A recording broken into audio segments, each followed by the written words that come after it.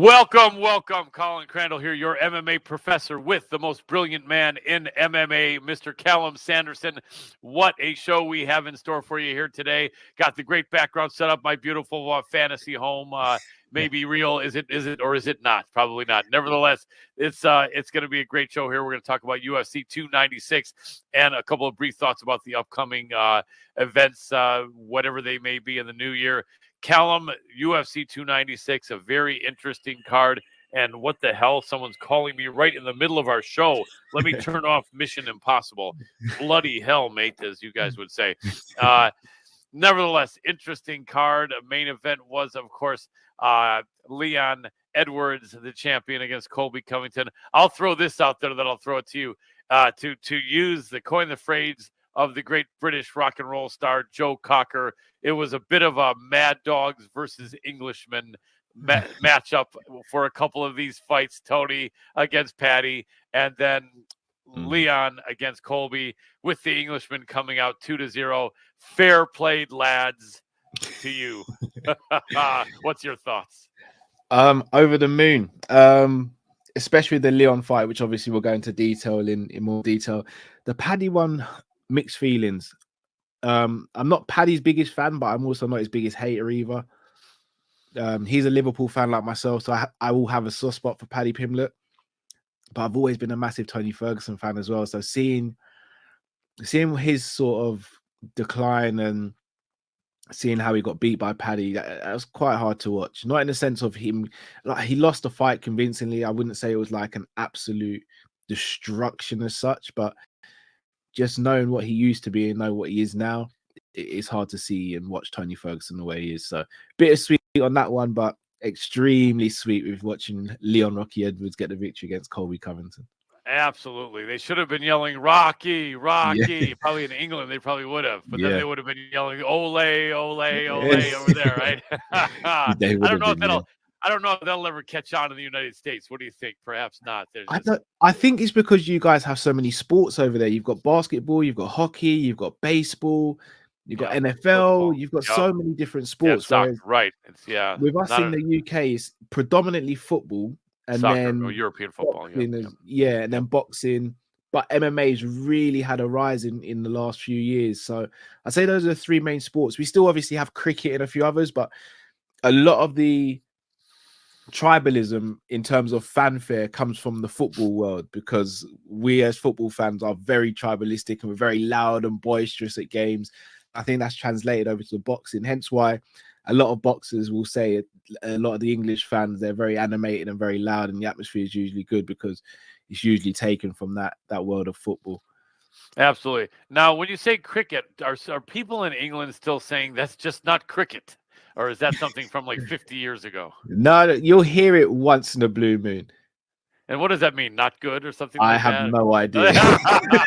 Because that is more of an old saying. Yeah. It's just not cricket, actually. Yeah. Anyway, but in watching the game, it is cricket, so that's always a good thing. Anyway, let's jump into this. And the undercard, Shamil Gadziev looked amazing, beating Martin Boudet. Andre Touchy-Feely with a great win. He really needed that to get back on track. Congrats to Andre Feely, right? Tagir Ulanbekov looked good against Cody Durden with the face crank. Those are very, very painful. Can make you feel like your jaw's going to break and your sinus cavities being crushed. Definitely is a good one. You got another right grip, too, and you get your hand right there down the parallel with your rhomboid inside your shoulder blade, and you just make sure you gable grip it, and that can be extremely painful if you have that right and just start turning it. And then you have Ariane Lipski, my opinion, the most beautiful looking girl in MMA, most beautiful in MMA. Yes, Mackenzie Dern. Mackenzie's good. I like Mackenzie, and then but to me, Ariane Lipski is it. She's amazing, and she looked great. 3 wins in a row.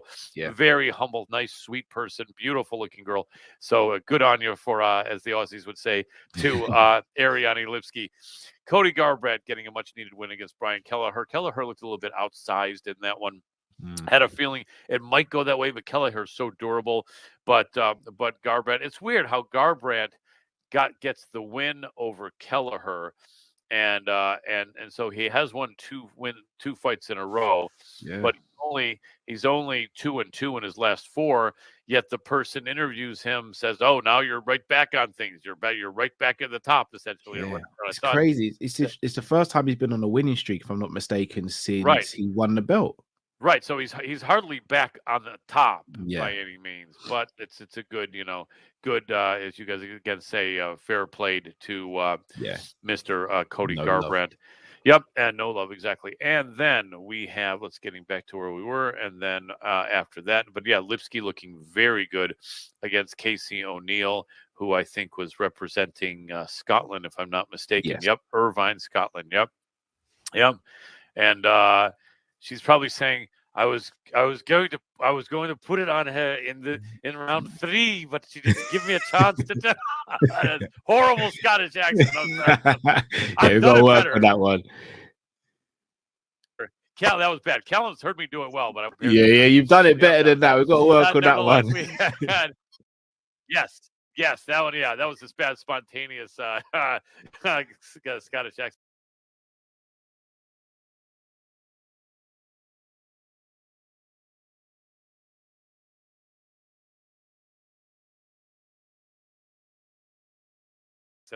But to subscribe to Callum here, they're like always going to subscribe. Good. Anyway, Alonzo Menafield came in there, man. He came in there looking wild. I've never seen his hair that way. I've actually never seen anyone's hair that way. It looked like it was coming up in a triangle and then a square on top. And got to be the new style. We got to call that the Menafield style. And so he came in there sporting the Menafield. Maybe that was the answer. There used to be a television commercial advertisement, as you guys would call here, that would have people doing some amazing things, and they would say it's got to be the hair, and then they would do the advert for the sales, the hair salon, barbershop, right? So that may have been it, the power in that great style for Menafield. That was a very close fight, though. Some thought that it could have gone to Dustin Jacoby, but very close fight, and Menafield did look good. Good win. Josh Emmett, my man, came back and against Bryce Mitchell. That was an interesting matchup. Yeah, I think many of us knew that Josh did have a good chance there, but he had just been not winning. But he was not winning against the very best out there. What did you think going into that one? I think like I did, we felt Josh did have a fair shot there, but it just seemed like the trajectory of their careers were going the opposite way. And what do you think? Yeah, it was a weird one. Again, big Bryce Mitchell fan. I went into it thinking it's a tough ask for him on short notice. I think Emmett's not one of these guys you can just go in there and think you're going to beat. I think you've got to prepare for properly. And when I saw them both at the weigh-in, I was like, I know they both made 145 pounds, but Emmett just looked double the size of him. I actually don't know how Emmett makes the weight. Like these American wrestlers, man, they just grew up doing that. It's like clockwork almost. He's just so big, like he's massive. Yeah. And then you look at Bryce, and it's not like Bryce is really cut or anything. So for me, he looks like a guy who could maybe go down a weight division. He's kind of walking around similar to the way he's fighting. So I saw that and I was like, right, no real training camp for this fight. Going up against Emmett, who's got a point to prove with knockout power, unless Bryce gets this to the ground early and is able to subdue him, it's gonna be rough. And the knockout itself, I mean, it's not the most devastating knockout we see. It was a very devastating knockout, but not the most devastating knockout we've seen. We've seen others like Leon's head kick, Edson Barboza against Terry Edson, right? Yeah. But the after effect where Bryce is sort of on the floor and he's shaking, and that was, I mean, the UFC cameraman did a great job because they didn't stay on Bryce. They went to Josh Emmett, which I think was very classy because obviously Bryce's family and friends are going to be watching that on TV. The last thing they want to see is that. But that was hard. That was hard to watch, man. And thank God Bryce is okay. He did a message on his Instagram saying that he's all good. So congratulations to Emmett. Emmett, again, classy as anything handling that, because he could have been running around the octagon and celebrating. The moment he saw Bryce was in a little bit of discomfort and problem, he completely changed his whole tone. And even in the post-fight, he was saying how they both have dreams, and he's happy for Bryce that he's making a living, doesn't want any long-term damage to him. So Emmett again seems like a great guy, got a great win, and it'll be interesting to see who his matchmate with next and going forward for both men, Yeah, actually. yes, indeed, absolutely would. And Josh is a very nice guy. I think I've interviewed him 7 or 8 times over the last several years. And Mm. speaking of which, for those of you watching, we are going to make some effort to get some fighters on the show in the new year. I'm going to make a supreme effort, perhaps even Josh Emmett. Oh, that'd be So, brilliant. yep. So let's look out. Let's look out for that. And it would be great to chat with him again. He's a very good guy. Very happy for him. Then we have Paddy the Baddy. Man, it's too bad that Paddy can't connect with one of the Beatles from Liverpool, John Yeah. or Ringo. Can you imagine, like, if they would endorse him, or that would be amazing, wouldn't it? Yeah. That's like his grandparents' music. Yeah. Pretty much, yeah, but that would be brilliant because Liverpool, they got that Liverpool thing going, and Mm. but yeah, Paddy the Baddy. He tell me if I'm wrong, but he looked a bit more muscular than I've ever seen. His shoulders were popping out. I Yeah. almost wondered if not to cast any aspersions, but I almost wondered if USADA, who apparently is no longer connected to the UFC, I'm wondering, are they not testing or? I don't know, but no, I'm not trying to say anything against Paddy, Yeah. but his shoulders were popping out. I've never seen that before. He I looked like said he that. was, yeah, I said that as soon as I saw him come to the octagon, he took off his top. I was like, he's had a full body transformation here. Like, but I think he said he's just been way stricter with his diet and his conditioning. I think the Jared Gordon fight and his layoff is probably the best thing that probably could happen to Paddy Pimblett. yeah. He It was on looks this like it. trajectory, and he almost got to a point where he almost became. He almost thought he was better than what he was, and no one could tell him anything. That Jared Gordon fight was very humbling. I think the post fight and the lead up to the fight, and then the injury, I think that's changed his whole mentality, and I think you could see it in his physique.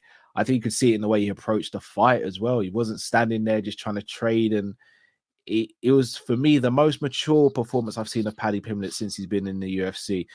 Again, he's not going up against great competition. Name value, Tony Ferguson has probably the biggest name or one of the biggest names in the lightweight division, but he's not that same fighter. But Paddy was extremely surgical in his approach and very mature and got a dominant win. I think the first round should have been a 10-8 personally, but he easily won the second two. Yeah, he did. He really looked good. He's eating more of the more healthy scran over there, right? Yeah, And they can stop eating pizza all the time as he used yeah, to do at the press conferences. This is the first time I don't think he was eating at the press conference. yeah. In He fact, he wasn't. wasn't. So good, fair play to Paddy the Baddy. Looked very, very Mhm. good. And Tony, who knows where Tony goes from here? This is now 7 losses in a row. I think people had felt that Paddy kind of had paled in comparison to the people that Tony had been losing to. Mm. And either Paddy's better than the people felt who made that statement, or Tony's faded even more, and so it's so hard to say, but it just seems like Tony didn't have much for Paddy. He just didn't. And whereas I think if Tony could go back in time 7 years, 6 years before the Gaethje fight, probably it would have been a different story. But still, Yeah. definitely good performance by Paddy indeed. Stephen Wonderboy Thompson, Shavkat Rachmanov. I always hate when someone taps out when there's 4 seconds left to the bell, but I shouldn't. Let me qualify that. There's no disrespect to anyone, because if you're being choked unconscious, it's not a good feeling. Yeah. I've been caught in many chokeholds, and I've actually tried to fight through a lot of them. And but being that other than a couple of small tournaments, I only was mostly competing in the school where I was training, and there wasn't much to prove there. And so I never went out. I always, if it was getting that close, I would tap out. So I don't know what it feels. Not a pleasant feeling though, and I know it's kind of a panicking feeling when you can't breathe. So no shade on Wonder Boy, but it looked like he was lowering his chin and he was somewhat blocking it, but I guess he wasn't. And not only that, he's fighting in his 40s now, and the older you get, the more you can, your neck and your back, I think, can be damaged a bit earlier. At least that's been my experience. And he probably just felt that he didn't want to go out, and it may have been damaging his neck as well. And but man, he was doing pretty darn good. in that fight. But Shavkat, once again, he does not let people go the distance with him. Has anyone gone to the third with Shavkat? I think Jeff Yeah, Neal Jeff did. Let me Neal did. take a Yeah, look. Yeah, but and that is it. Everyone else out in the first or the second. it's So crazy. not only is Stephen Thompson the 18th out of 18 opponents to be stopped, but he is now the 17th out of 18 opponents to not even make it to the third round with Shavkat. So, well done to Shavkat, and Thompson. I think did a bit better than people thought, going nearly to the third. He would have joined an elite crowd with Jeff Neal had he just made it a few more seconds. But nevertheless, yeah, I mean, at 170. We have Bilal, we have Shavkat, Ian Gary is there, Vicente Luque, the two of them were going to fight. Gilbert Burns. Um, Can we still say Hamza, or do you think that's completely? I don't think so. They're saying that he can't make it anymore. Although how Shavkat makes it, I don't know. And not only that, but I think if they were going to make Hamzat fight Shavkat for big money, although I wonder, they're not friends. Shavkat's from Kazakhstan, Hamzat's from Chechnya, growing up in Sweden. So I wouldn't be surprised if they don't know each other at all, or if so, barely. I'll be honest. That's the fight I want to see, Colin. I'm not gonna lie. Yeah, that would be a really good fight. That's the fight. I would pay, like, if I was the UFC and you want to try and convince Hamzat to go to 170, I think you do that. I think you say, look, 2 more fights at 70. You beat Shavkat, you're next for the title shot at 70, and then you can go straight up to 185 and fight for the belt as well. That would be great. Now, if you could be there wherever in the world they had that fight in the cage side with a free ticket, would you give up fish and chips for the entire year of 2024 if the fight was going to be at the end of the year next year? At the end of the year, do you know what? For that one, I would. Okay. But the moment the clock strikes midnight, you're gonna have some fish and chips. And there went Callum. Callum was gone. That fish and chips chat knocked out his connection. I think the connection in England was so upset to Callum. I would, but the year it's the as soon as the clock strikes midnight on the 1st of January 2025, I'll be grabbing myself some fish and chips. Absolutely. So I was gonna say, how can an Englishman not have fish and chips for a whole year? That would be a record. It would have to be. Although, do you ever meet anyone over there that says they don't like fish and chips? Perhaps someone. I actually nobody. No. I know it sounds really stereotypical, but no, I actually don't know anyone who doesn't. I love it. That makes sense. I even like fish and chips, and I'm American. But yeah, that would be a great fight. Now, the question is this. Bilal did have that brief fight with Leon before. I think it was an eye poke where Leon was winning. Now, since then, to give Bilal credit, he seems to have made even more improvements since then. But I would say Leon probably has as well. Here's what I think. I like Bilal. Bilal's the American. I'm going to be patriotic. So I'm fine with Bilal getting that shot, but I feel there's more anticipation seeing Shavkat against Leon than Bilal. Would you agree with me there? I absolutely agree with that. But what I will say is, so again, I'm a massive Leon Edwards fan, but I wasn't too keen on how dismissive Edwards was after the Bilal fight, and then since then. And the reason I say that is, he beat Bilal in the first round and he was beating him in the second round. But how many fights have we seen where one fighter wins the first 2 rounds and loses the last 3 rounds? We saw it with Francis Ngannou versus Cyril Gane. So just because you won the first 2 rounds, you can't sit there for me and say, well, I was winning the fight and so it is what it is. Because you could still lose the fight even though you win the first 2. You can win the first 4 rounds and 50 seconds and you could get stopped in the last 10 seconds of the 5th round, you still lose the fight. So on that basis, I actually think Bilal should have been the title challenger last night or at 296. I don't think it should have been Colby. I think that should have been Bilal's title shot.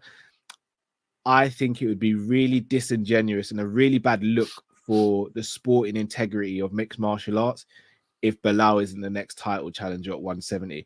I think the Shavkat fight is there for whoever wins that fight between Leon and Bilal, but I think Bilal absolutely deserves it.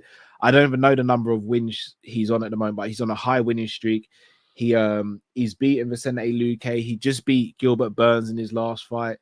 I mean, Colby, from what I hear, never took the Bilal fight. I didn't want the Bilal fight. So, I mean, Usman's had 2 tries at Edwards. He's lost both. Colby just had a try at Edwards. Gilbert's coming off the back of a loss. It's got to be Bilal. It has to be Bilal next. Yeah, I think so. Although, like I said, I'm more excited about Shavkat. I actually think Shavkat got a better chance. The interesting thing is that Leon is such a fighter for the new generation. But anyway, why don't we get back to that? I just realized we skipped through. So Shavkat is definitely looking primed to get some big things done. And then we go to the co-main event, Alexandre Pantoja against Brandon Royval, the American. I'm cheering USA. I've interviewed Brandon Royval. He's a really good dude. I love his camp, which was Factory X, and I hate seeing them go 0-2 like they did last night. The Dustin Jacoby, once again, though, could have been a victory for Jacoby. That was quite close, but certainly not the Royval fight.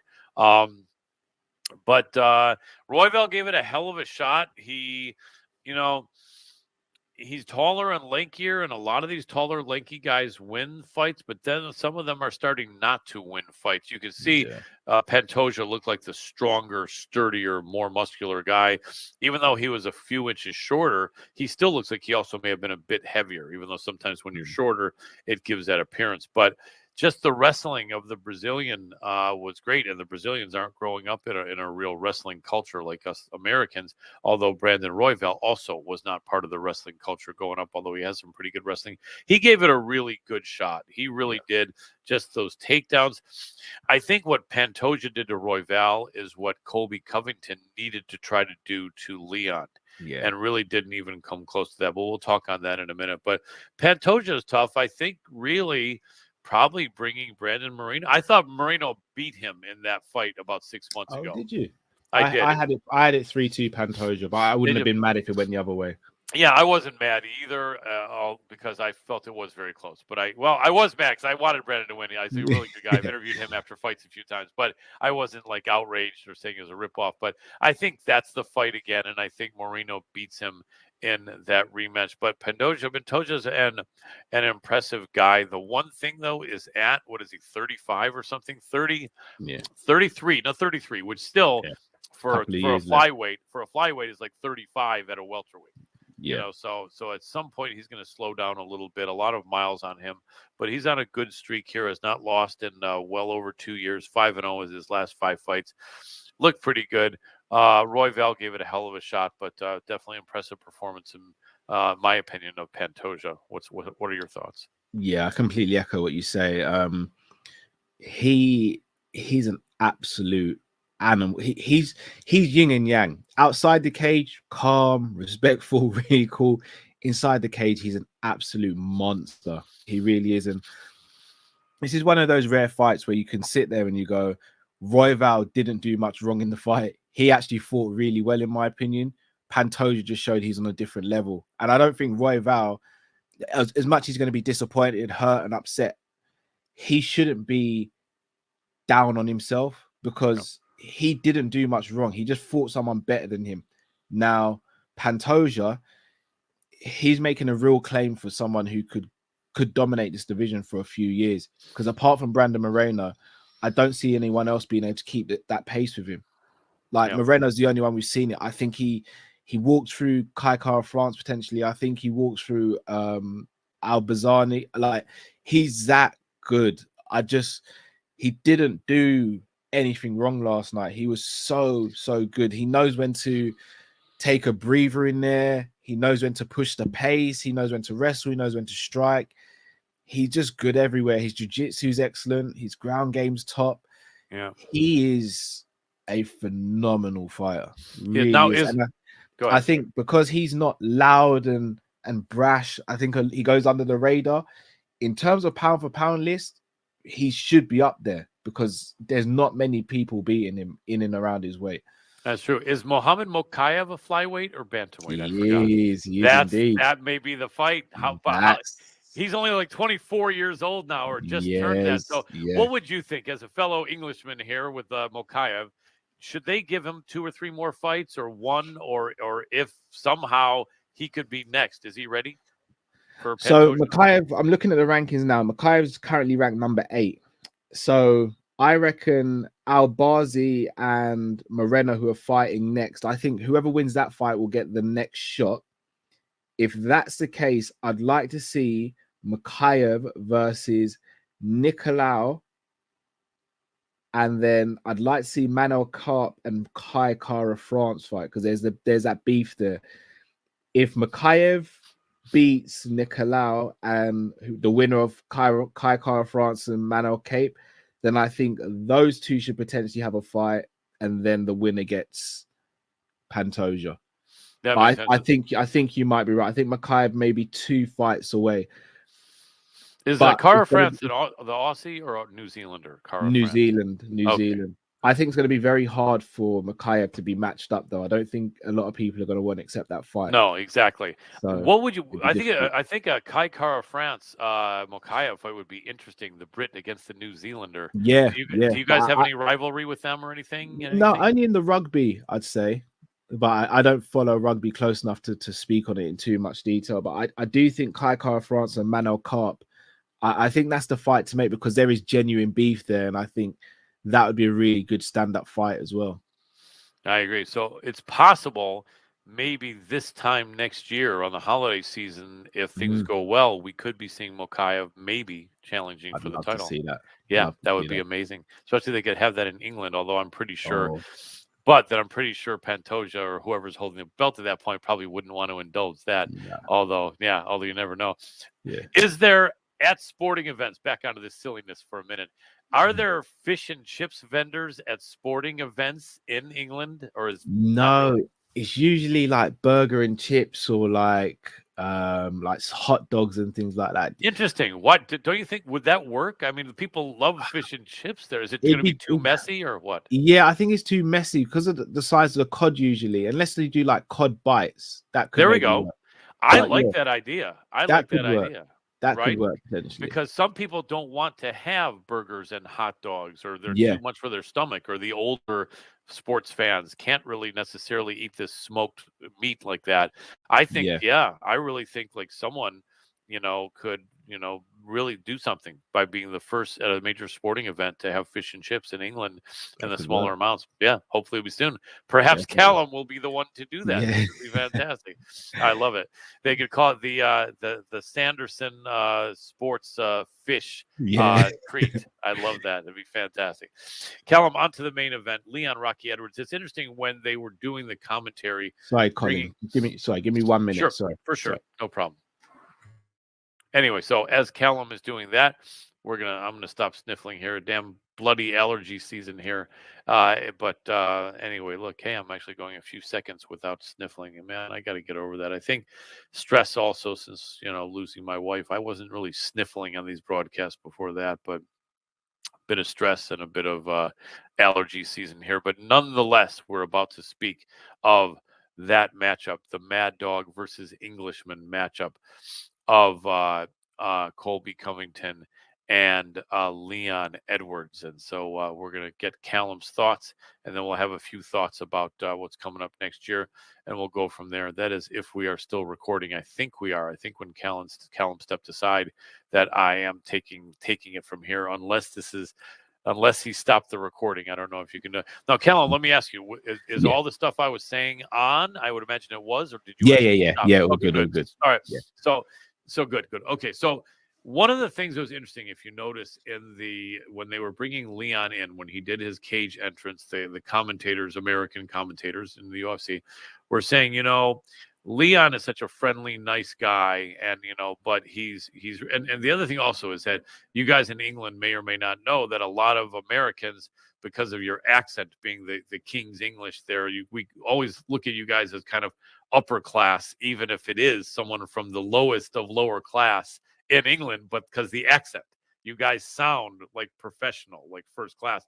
But someone was saying that don't let Leon's image of this friendly guy with this nice accent belie the fact that he is a really tough guy. that in Birmingham it's a tough place to live a lot, and they said this is a guy who you don't want to meet in the streets. And is that true? Because he seems like such a nice guy, really well spoken, easygoing guy, that great British accent. So you don't expect that this is a guy who he and his friends were really tough guys from the streets, but apparently they were. Is that right? Callum. And there goes Callum. And we lost Callum. And here I am again, your fight professor, arigato, thanking you in Japanese. I don't know why. I thought Callum, I was wondering why Callum's face wasn't moving at all. And I was thinking, am I saying something that he doesn't like? I don't know. But it was a question about that Leon and those guys are really, truly, really tough guys. And I think a lot of times, because of that proper English accent, a lot of times you think these are guys like, who were never thought about being out there in a street fight. But apparently the team in Birmingham are truly, really hard, tough guys. And it makes sense. They work hard, and the way Leon fights, he's just a killer in there. And but we will find out from Callum Sanderson. But as of now, Callum disappeared. So where shall we go with this? There we go. I had to improvise that. No problem. so apparently, I think that's what they were saying, is that Leon and the guys there in Birmingham really did come up tough and were really out there, having to fight for survival in Birmingham. And despite the great British accent and his very friendly professional demeanor, he's truly a tough guy, kind of growing up having to fight for survival in the streets, right? Yeah, so one thing I don't think that gets translated very well is the sort of toughness of some of the people in some of the areas in the UK. So I grew up in quite a rough part of South London, and it's rough where I grew up. Leon again grew up in a very rough part of Birmingham, and he's not a pushover. Like the thing that happened with Masvidal, like Masvidal had to get out of the country very quickly. Like Masvidal, we know he's about that life. So, and Leon is as well. So when obviously Colby said what he said about his dad in the press conference, if Colby had said that, like, and there weren't security around, the fight wouldn't have happened. Right. And like right. Leon's lot that he's around as well, they would have got to Colby and his people, because it would have just been seen as the ultimate disrespect. And I think because we see a lot of Americans sort of living in rough areas and growing up rough, and you get some really tough, gritty Americans. I think there's that narrative that all English people are kind of nice and chill and relaxed. There are some areas in England you don't want to go to and start trouble, because you won't make it out. Yeah. And Leon's one of the testament of that. And he genuinely is a tough guy. Just because he's got a quiet demeanor, he is a guy who's really about that life, and he will fight until he has to. And I think even when Colby says things like, "Oh, obviously Leon's now got the whole trademark of the headshot dead thing and stuff like that," and he's like, there's no guns in the UK. There are guns in the UK, not legally, but I mean, right. there are guns. So just because one country is legalized in some states and the other is not, doesn't mean it doesn't happen here. And unfortunately, Leon was a part of that gang culture until he found MMA, and look what it's done for him. Look what he's done for his brother as well. So I get Colby just continued to step over the line with this one, man. And I don't like Colby Covington in the sense of what he's doing. I do kind of hope he sits back and looks at this and thinks, I don't need to do this, because it's very mixed messaging from him. On one side, he's saying respect for the troops and the first responders and all that stuff's brilliant. Yeah. But you can't do all of that and then do the other side of stuff. Yeah. Oh, there goes Callum again, and your fight professor is here coming after you. Let's do a little bit of boxing here. Little Muay Thai elbow, protecting. Make sure to protect. Another Muay Thai elbow. Yeah. My laptop's on one at the moment, but yeah, I was saying it doesn't make sense what he's doing anymore. And we spoke about this off camera in the sense of when he was about to get cut, and he cut the promo in Brazil, and then wanted to get a bit more traction, so he got his title shot. if he had stopped doing his whole thing then, but I don't think it's a character anymore. I think this is him just projecting who he is, and I think maybe that's the bigger issue. Yeah, it could very well be. It's not a good thing because if it's an act, then it's one thing, but then going over the line, yeah, it's weird because he has a reputation of being very nice to people when they approach him, but then saying these terrible things. Meanwhile, saying support the troops and the people, and so it is quite odd. It just but that performance, I think I was mentioning to a friend of mine earlier that these fighters in their mid 30s, unlike Patty, who's still in his 20s, and where you take time off in your 20s, it can actually benefit you. But these fighters in their mid 30s who are taking like a year and a half or 2 years off, 85% of the time it doesn't go well. And Colby did not look his best. Now, I'm not taking anything away from Leon. Leon helped Colby to not look his best by being as great a fighter as he is. But it's just there perhaps was some rust. It's what's weird is that Leon is a fighter for the new generation. This is the fighter that was always what was in mind in the minds of us fight fans way back in 1993 when the first UFC came out. And again, Kellum is gone, and so here I am. And this is the old fight professor here. What's happening? What's up, everybody? And there's the great Callum Sanderson back. Callum.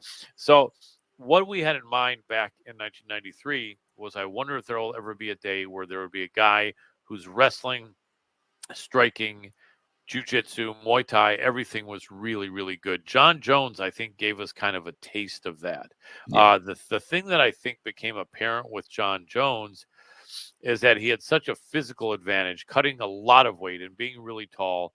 His jiu-jitsu was good, but it was never really tested by another really great jiu-jitsu guy. Or if when it was because that jiu-jitsu guy had like no striking. His striking was really unorthodox and good, but he was a tall, thin guy, so he didn't really have tremendous power. And then his wrestling was good, and it was great for MMA, although he didn't really have a tremendous wrestling pedigree. Leon, I think, is in a way John Jones 2.0. Leon's striking is just flat out good. He's a good striker. His wrestling is very good. He's nearly as good as a high level American collegiate wrestler, especially within the guidelines of MMA, wrestling for MMA. Very, very good, way up there.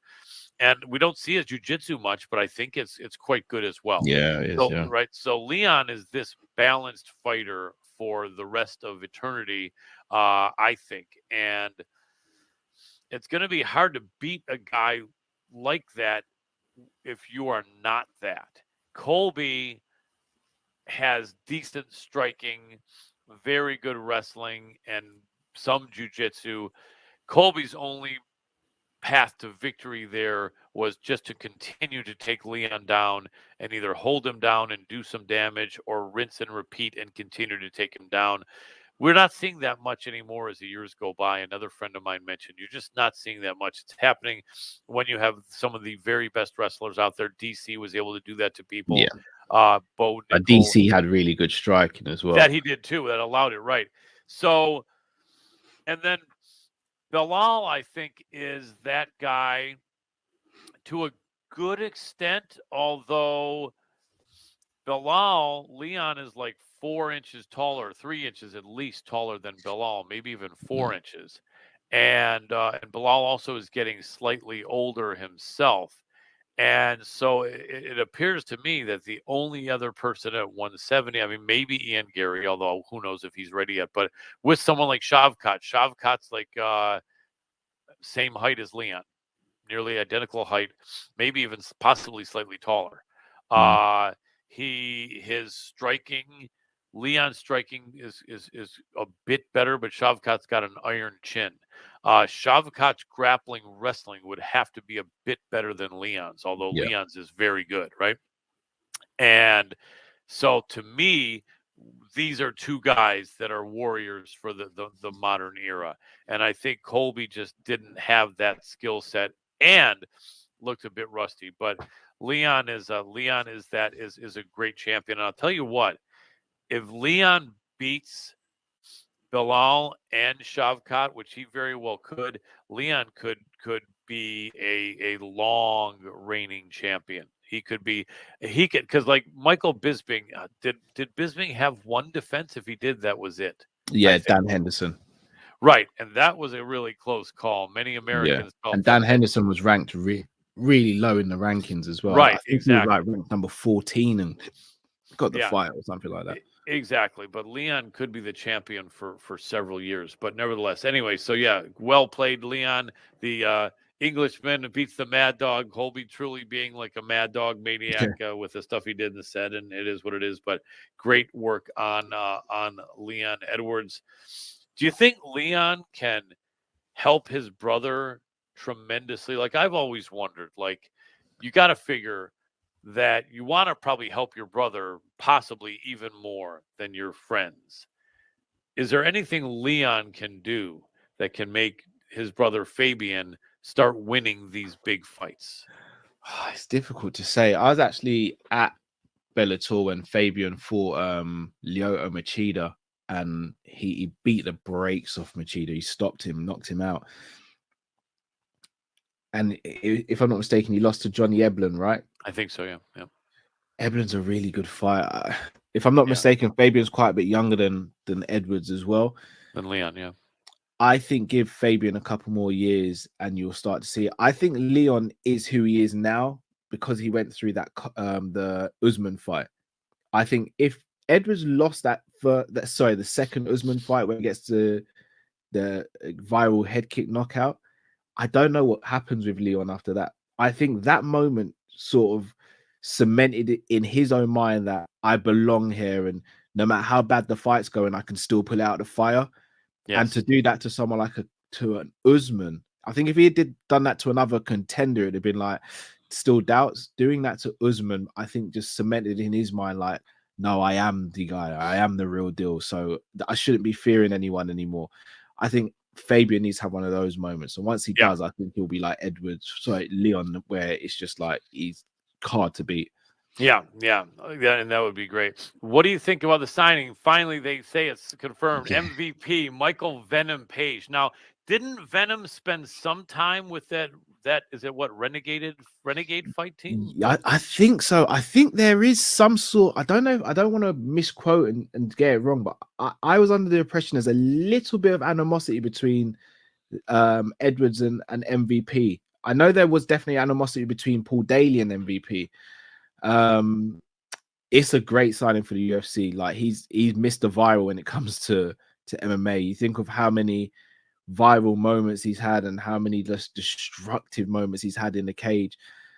The only reservation I have with this is he joining the UFC slightly too late in his career where he can make a real run at a title.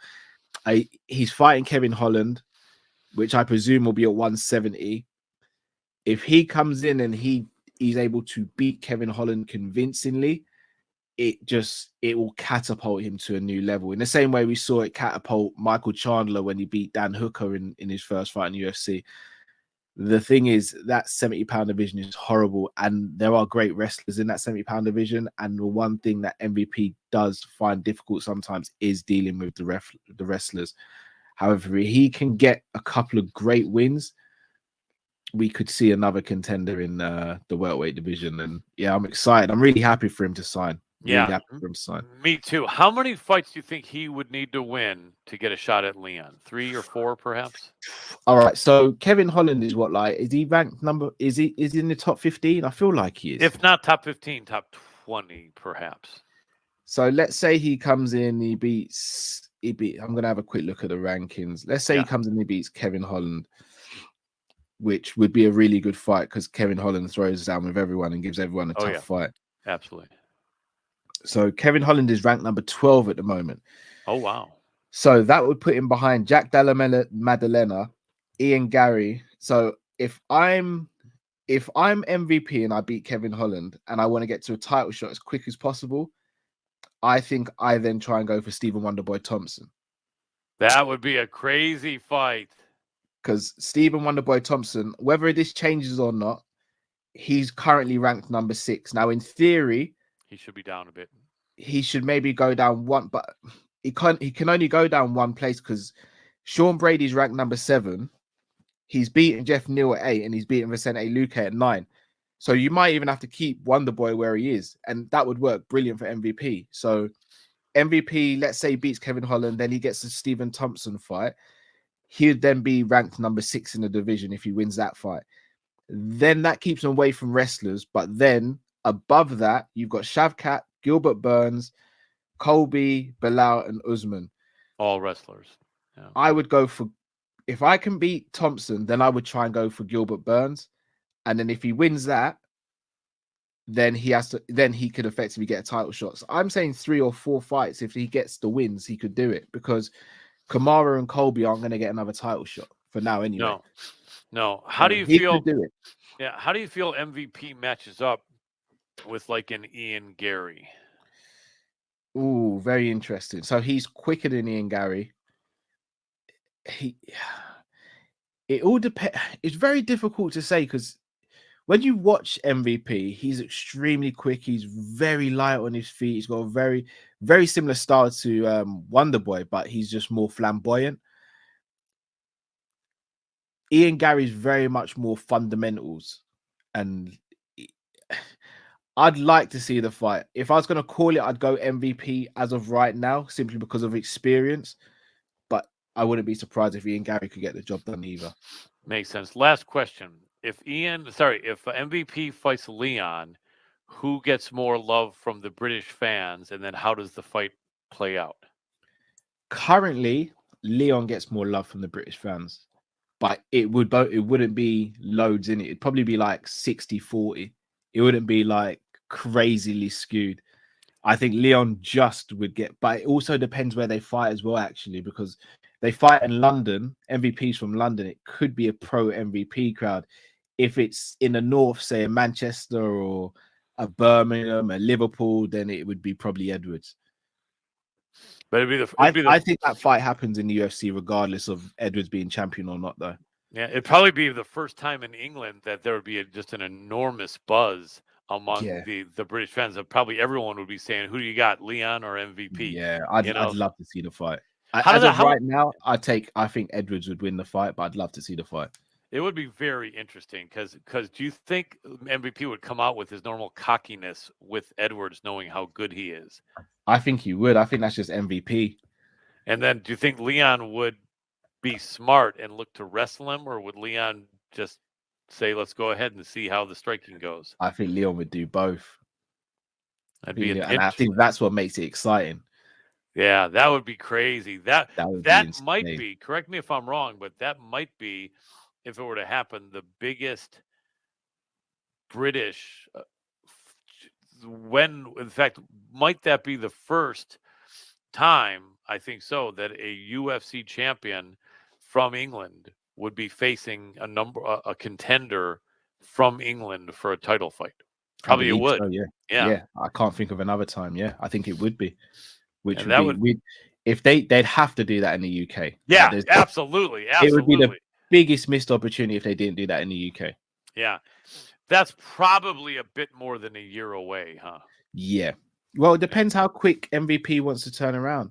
That's true. It's going to be interesting to see, and I'm excited though, because he is really a great fighter, and that would be interesting. I'd love to see that. Other fights, anything you can think of about fights you're anticipating for the new year? Yeah, after the whole melee with Strickland and Duplessis, I think that now becomes a big fight. Yes. I think Duplessis wins that quite handily, though, if I'm going to be honest.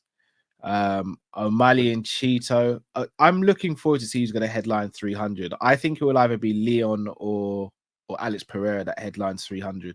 Yeah, I think so. For some reason, I just keep feeling that Pereira is not going to have that much longer a run at light heavyweight than he had at middleweight. I don't know why. He's a great fighter, but Jerry, he looked good. I thought that fight was stopped a bit soon, but still he was looking good in that fight. But I think, well, he's not good. His teacher, his mentor Glover's retired, I believe, officially.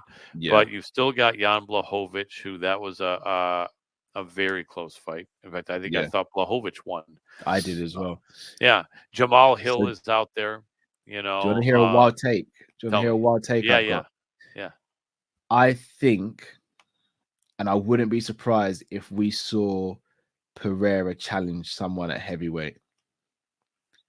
I I thought wouldn't you. be surprised if Yeah, we got Pereira versus Aspinall. that really is possible because they say Pereira's walking around just extremely heavy. I was thinking you were going to say if Izzy comes up to face Pereira, which is No, also no, possible. You don't think that so again? I don't think Izzy's. And I say this is one of Izzy's biggest fans. Yeah. I don't think Izzy stands a chance of beating Pereira at 205.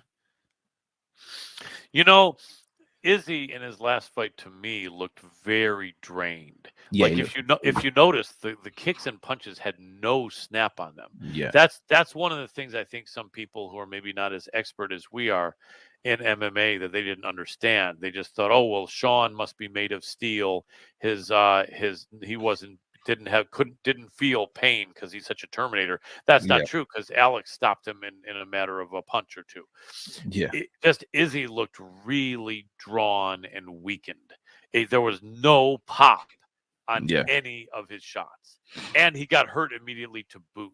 So yeah, my feeling is at 6'4", maybe Izzy needs to move up to 205. Now, whether he can beat Alex or not at that weight is yet to be seen. But I do think my prediction is that Izzy has to go there next to be at 205. And best case scenario, he's just like the old Izzy because now he's got some strength and he's got hydration and mm, but who knows? But yeah, it's possible. I don't know what it is. Like all respect to Alex Pereira, he seems like a really decent guy. I've met several. yeah, I've trained with several Brazilian fighters, and very good, tough, strong guys, strong-minded people. But for whatever reason, I just don't know. I'm not feeling from the beginning. I wasn't feeling he would have a long reign at middleweight, which he didn't. I didn't think he would win at light heavyweight, but I also thought he would have to earn his way there, winning several fights, which he didn't.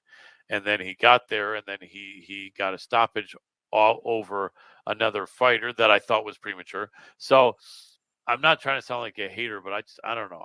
I'm having a feeling someone beats this guy fairly soon. I could be wrong though. He's a strong guy and a good fighter yeah. and he's got his ground. He's got the takedown defense better and better. I don't think he can do much when he's on the ground, but he's learning, and I don't know. Jamal Hill against him would be an interesting matchup. I've interviewed Jamal several times. That would definitely be an exciting matchup. Yeah, I think I because agree. I agree. yeah, I like Jamal. Jamal again seems to be another one of these fights that really splits opinion. I think he's just really confident. I don't think he sort of downplays what Alex Pereira does, but I think he's just confident in his own ability. I think he has a very good chance against Pereira. The yeah. thing is, Pereira's always got that equalizer. It seems he just seems to have that KO punch. I tell you, I know it's not going to be a fight that's made, but a fight I'd find really fun to watch would be Pereira versus Khalil Roundtree. Yeah, Khalil's looking really good lately. He's in that mix, and you know, Megamed Ankalaev, even though people Yeah, are doubting him, but he still hasn't been beaten. He's had a couple of draws, but he hasn't been beaten. He's in there. He's going to be really motivated. So there's going to be a lot of excitement in that he's weight fighting in division. the new year, isn't he, against Walker? Yeah, that's going to be very interesting. And then Aspinall. Who is there for Aspinall other than John Jones?